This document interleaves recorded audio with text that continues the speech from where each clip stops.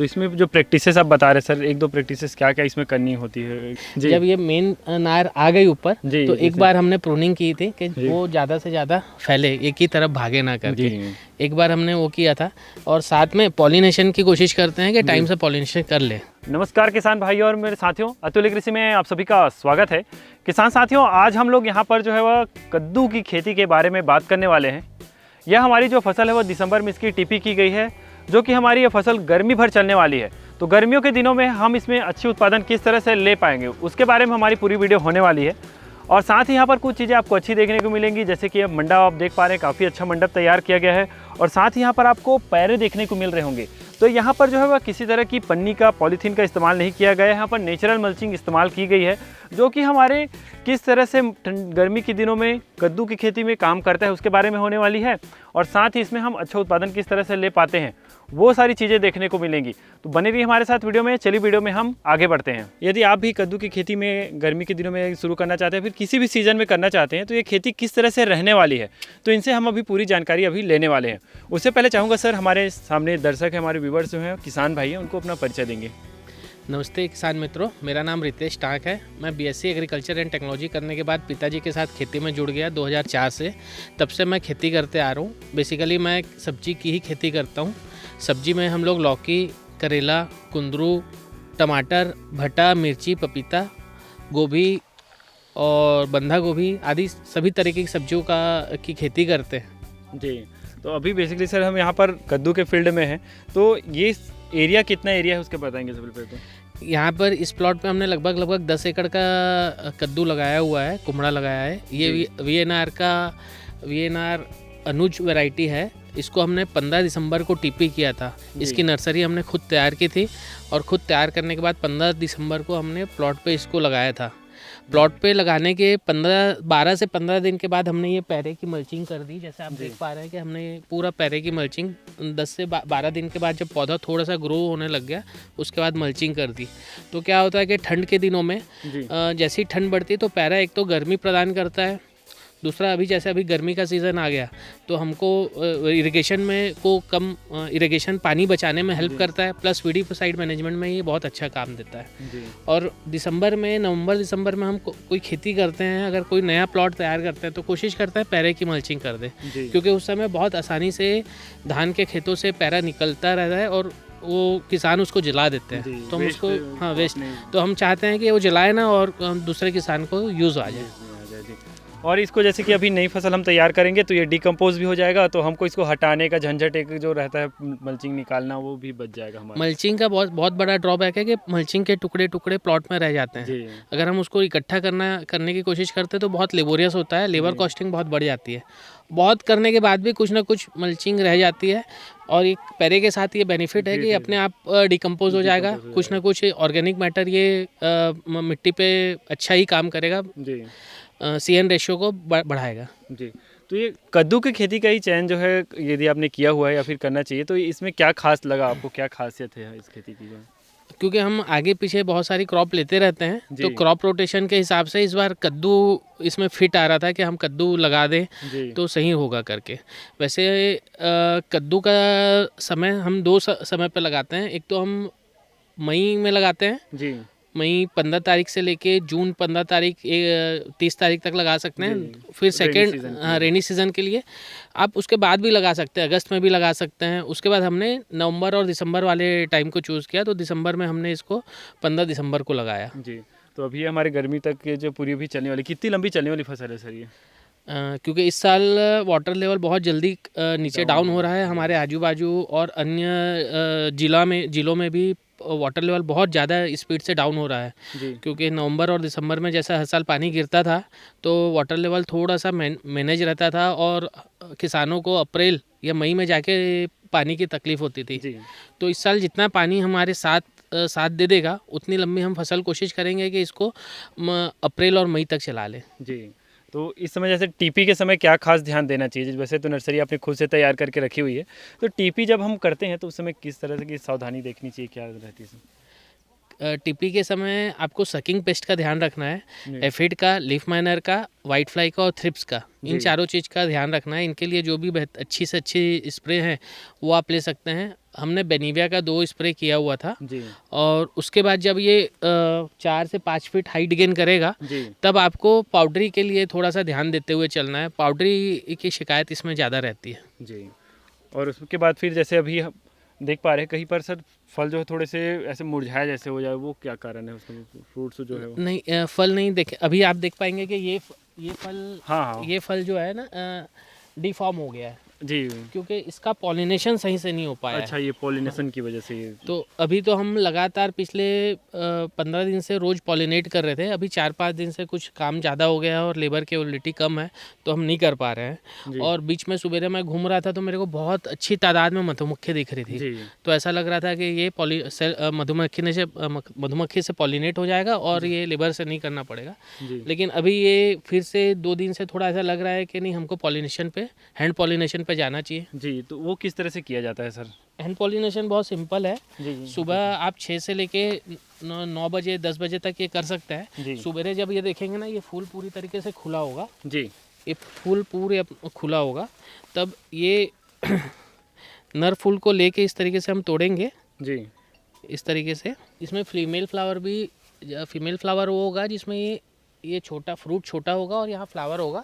जी उसके ये ओपन जब होगा इस पे जाके इसको रख देना है। जी इस तरीके से हम रख देंगे और छोड़ देंगे। फिर आप देखेंगे अगर 11-12 बजे आएंगे तो फ्लावर इस तरीके से बंद हो जाएगा। जी तो ये अपने आप में एक तरीके से लॉक हो जाता है और पॉलिनेशन हो जाता है। जी। तो इसको रख के एक बार गोल घुमा देने से ज़्यादा अच्छा रहेगा। हल्का सा लाइट, ज़्यादा अंदर कोई भी पार्ट फ्लावर का डैमेज नहीं होना चाहिए। तो हल्का सा उसको इस तरह रोटेट करके हम रोटेट हैंड करके पॉलिनेशन रखना। अपना सेल्फ हैंड पॉलिनेशन से बहुत अच्छे रिजल्ट है।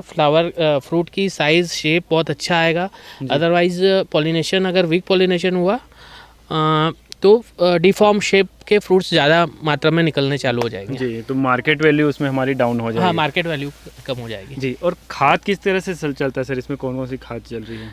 बेसिकली तो हम जब स्टार्टिंग से बात करें ना। अगर जब हमने टीपी किया था, जी जब प्लॉट की तैयारी की, तब 4 ट्रॉली गोबर और 200 किलो सुपर एसएसपी हमने इसमें डाल दिया था। जैसे ही पौधा ट्रांसप्लांट करते हैं तो 5 से 7 दिन के अंदर हम इसमें 50 किलो डीएपी दे देते हैं और उसके बाद हम ड्रिप से रोजाना 1 किलो 19-19 10 दिन तक चलाते हैं। जी ये कंटिन्यू 10 दिन तक चलाते हैं।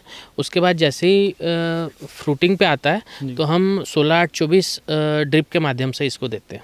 जब फल एक फल देखते हैं कि कुछ 4 इंच 5 इंच का बॉल बन जाता है, उसके बाद हम 16-8-24 ड्रिप के माध्यम से देना चालू करते हैं। इसमें कोई माइक्रोन्यूट्रिएंट की रिक्वायरमेंट होती होगी इसमें हाई जिंक आप 5 किलो प्रति एकड़ 1 महीने तक उसको बांट के दे सकते हैं। जी। इस तरह से अभी जैसे कि सर इसमें आपने करंट स्प्रे जो क्या ले रहे हैं उसके बारे में बताएंगे, और अभी यहाँ पर हमको लीफ माइनर थोड़े से देखने को मिल रहे हैं, तो इसके क्या स्प्रे ले रहे हैं उसके बारे में बताएंगे सर? अभी इसमें बहुत देखेंगे तो इसमें ग्रीन मेरिएट, लीफ माइनर और पाउडरी, ये 3 मेजर प्रॉब्लम है।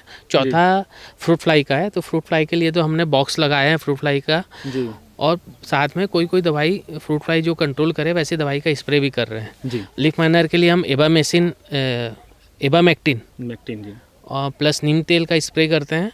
और पाउडरी के लिए तो बहुत सारे कॉन्टैक्ट, कैराथियन है, सल्फ़र है, बहुत, उसके बाद सिस्टमेटिक है, सार्थक है, नेटिवो है। उस तरीके से आगे पीछे कॉन्टैक्ट और सिस्टमेटिक का स्प्रे करते हैं। जी, ये सकते हैं। अब इसमें सर हम लागत की बात करें, जैसे कि आपने तो यहाँ पर मंडप तैयार करके किया हुआ है, अगर जनरली कोई नए फार्मर है या फिर कोई इसमें आना चाहते हैं तो उनकी क्या लागत आ जाती है, उसके बारे में बात करेंगे। ये कद्दू 2 तरीके से लगा सकते हैं। ये क्योंकि हमारे पास ये परमानेंट मंडप है, ऊपर जाली भी है और ये प्लॉट में हमने लगाया हुआ है। अन्यथा जो टमाटर का मंडप बनता है खड़ा बांस और तार का, उसमें भी आप किसान भाई लगा सकते हैं और उसमें भी ये कद्दू बहुत अच्छा उत्पादन देता है। तो ज़रूरी नहीं कि हम ये मंडप करें, क्योंकि अभी इस मंडप की बनाने का खर्च बहुत ज़्यादा हो गया। लगभग 1.5 से 2 लाख रुपये प्रति एकड़ का खर्च आता है। तो जिस किसान के पास जो भी साधन उपलब्ध है, ओपन फील्ड में करना चाहे तो सर, ओपन फील्ड के लिए हमने कभी इस वैरायटी को ट्रायल नहीं किया है। ओपन फील्ड के लिए बड़े कद्दू जो आते हैं 10 किलो, 8 किलो, 15 किलो के, उनका वो बहुत अच्छा परफॉर्म करते हैं। वैरायटी अगर ध्यान में हो तो 1076 क्लाउस का आता है, वो बहुत अच्छा वैरायटी है। Variety मैं है। पहले Open बहुत field पहले के हाँ लिए। ओपन फील्ड के लिए मैं जी। बहुत पहले लगाता था, अभी बहुत साल से नहीं लगाया हूँ। जी। तो जो किसान अभी ज़मीन का कद्दू कर रहे होंगे वो ज़्यादा अच्छा बता पाएंगे। पाएंगे जी। तो इस तरह से इसमें तो लागत क्या आ जाती है सर? इसमें जैसे एक एकड़ में हम बात कर ले तो इसमें हमारे प्लांट्स या फिर सीड जैसे कि इसको डायरेक्ट सोविंग भी कर सकते हैं क्या? हम लोग डायरेक्ट सोइंग के लिए मैं आपको एडवाइस नहीं करूँगा, मैं कहूँगा कि आप ट्रे नर्सरी करें और ट्रे नर्सरी के बाद ही इसको टीपी करके ही खेती करें। जी। और लगभग 45 से 50 हज़ार पूरा लैंड प्रिपरेशन से लेके मल्चिंग, जैसे पहले की भी मल्चिंग कर रहे हैं, नर्सरी की कॉस्ट, लेबर कॉस्ट, जी। धागा, तार, ये सब करके लगभग 45 से 55 हज़ार रुपये तो अभी तक आ चुका है। जी। अब ये जैसे जैसे आगे बढ़ेगा तो और इसकी कॉस्टिंग बढ़ती जाएगी। ये तो खाद की ये सब करके हाँ, कितने खाद। आ जाएंगे, एक अनुमान क्या आ जाएगा सर? अगर ये क्रॉप लंबी चली तो हमको लग रहा है कि लगभग 70 से 80 हज़ार रुपये प्रति एकड़ का जाएगा। जी। जी। और अभी हमारी जैसी फसल इसकी फर्स्ट तुड़ाई कब देखने को मिली? अभी जैसे हम देख रहे थे ट्रक जस्ट लोड ही हो रहा था अभी, तो कितने दिन हो गए तुड़ाई होती है इसके? हमारा कद्दू 52 से 55 दिन के बीच में चालू हो गया था जी। और आज लगभग ये 70 दिन होने को आ रहा है। जी। 70 दिन लगभग ये 70 दिन हो चुका है और 6 से 7 टन के बीच में प्रति एकड़ का उत्पादन हमने अभी तक प्राप्त कर लिया है। जी। अभी तक में। हाँ, क्योंकि इसमें भी मेल और फीमेल फ्लावर, अभी आप देखेंगे तो फीमेल फ्लावर की संख्या बहुत कम है। जी। और उस समय डे नाइट टेम्परेचर या खाद की अवेलेबिलिटी जैसी भी रही होगी तो फीमेल फ्लावर बहुत ज़्यादा थे, तो हमको एक उत्पादन बहुत अच्छा आ चुका है। अब सेकेंड उत्पादन के लिए क्योंकि फीमेल फ्लावर दिख नहीं रहे तो हो सकता है हमको वेट करना पड़े। जी। तो एक्चुअल क्या प्रोडक्शन आ जाएगा सर इसका लगभग? अगर बहुत सब कुछ हमने अच्छे से कर पाए, दवाई खाद समय से इसको पॉलिनेट कर पाए, सब किए, तो हम 20 से 24 टन प्रति एकड़ का अनुमान लेके चल रहे हैं कि इसमें हमको मिलना चाहिए। 20 से 24 और इस साल क्योंकि मौसम थोड़ा वेरिएशन बहुत है, डे नाइट के टेम्परेचर में, कभी दिन गर्म हो जा रहा है तो कभी तो हल्का सा टेम्परेचर कम हो जा रहा है। जी। तो इस साल बहुत चैलेंजिंग ईयर है। पानी का भी इसका हाँ वाटर लेवल बहुत डाउन हो रहा है, लाइट की भी समस्या बहुत आ रही है इस साल, तो देखते हैं कैसा कर पाते हैं। जी। और रेट क्या जा रहा है सर अभी लगभग? रेट की बात करें तो बहुत डाउन चल रहा है इस साल। किसानों का साल नहीं है। हर सब्जी कोई भी सब्जी हम लगा रहे हैं तो उसको हम उसमें हमको लॉस आ रहा है। गोभी लगा था तो गोभी में तो हमको प्रति एकड़ का 22,000 रुपये से 25,000 रुपये प्रति एकड़ का लॉस आया। टमाटर भी हमारे खेत में पके पड़े हैं, कोई उठाने वाला नहीं है। भट्टा में भी वही हालत है, भट्टा भी 3 रुपये 4 रुपये किलो में बिक रहा है, तो हम उसको तो ना के बराबर मान रहे हैं। तो अभी जो है ये 5 दिन पहले 4 दिन पहले तक 4 रुपये किलो 3 रुपये किलो बिक रहा था। अभी 2 दिन से क्योंकि कुंभ मेला ख़त्म हुआ है, वहाँ की ट्रैफिक अब स्मूथ हुई है, गाड़ियाँ ट्रक वहाँ जा रही है, तो ये 2 से 3 दिन में थोड़ा सा सुधार आया। 5 से 6 रुपये किलो कद्दू अभी जा रहा है। तो और क्या कहना चाहेंगे सर वीडियो के आखिरी में हमारे किसानों को कद्दू की खेती को लेकर के या फिर कोई भी खेती को लेकर के क्या कहना चाहेंगे सर? किसान कोई भी खेती करे, चाहे वो कद्दू की करे चाहे लौकी की करे, पूरी ताकत से उस प्लॉट पे मेहनत करनी है और उस क्रॉप के लिए जो भी रिक्वायर्ड है वो काम तो हमको पूरा करना ही करना है। उसके लिए टाइम से हमको लेबर अवेलेबल कराना है, खाद दवाई टाइम से, उसका अगर पॉलिनेशन की रिक्वायरमेंट है तो पॉलिनेशन करना है, टाइम से उसकी कटिंग की रिक्वायरमेंट है तो कटिंग करना है, अगर नार फूक का काम है तो उसको टाइम से करना है, तभी हम वो प्रोडक्शन ले पाएंगे। जी दोस्तों, अभी हम इसमें बात कर लेते हैं कि आखिरकार इसके जैसे कि मार्केट अपनी बात करें, मार्केट प्राइस जैसे कि सर ने बताया अभी 7-8 रुपये चल रहा है, लेकिन अच्छा जैसे कि मंडी भाव होने पर हमको इसमें जैसे शादियों का सीज़न होगा उसमें डिमांड अच्छी होगी तो उस समय यदि हमारे प्रोडक्शन निकलता है तो हमको काफ़ी अच्छा मार्केट रेट देखने को मिल जाएगा। यदि हम इसमें 10 रुपये भी एवरेज लेकर के चलते हैं मार्केट रेट, तो उस समय हमारे यदि उत्पादन जैसे कि 24 से 25 टन आता है तो इसमें हमारा 2.5 लाख रुपए का इसमें हमको कमाई देखने को मिल जाएगी। 70-80 हज़ार रुपये हम इसमें खर्च काट ले तो 1,80,000 रुपये हम इसमें मुनाफा कमा सकते हैं। तो ये खेती काफ़ी अच्छी खेती लगी मुझे दोस्तों। ये आपके फील्ड की रिक्वायरमेंट के ऊपर, जैसे कि आप लगातार कोई वही फसल लगा रहे हैं तो आप बदलना चाहते हैं, तो उस तरह से ये काफ़ी अच्छी खेती रहने वाली है। यदि आपके एरिया में मंडी रेट अच्छे हैं, जैसे कि 15 रुपये 20 रुपये चला जाता है, तो आप 1,80,000 जैसे की बात करी हमने, तो आप 2.5 से 3 लाख रुपये प्रॉफिट ले सकते हैं। ये खेती आप लोगों को कैसी लगी नीचे कमेंट करके ज़रूर बताएं। जल्दी मिलते हैं दोस्तों इसी तरह के इंटरेस्टिंग वीडियो में, तब तक के लिए धन्यवाद। जय हिंद, जय भारत।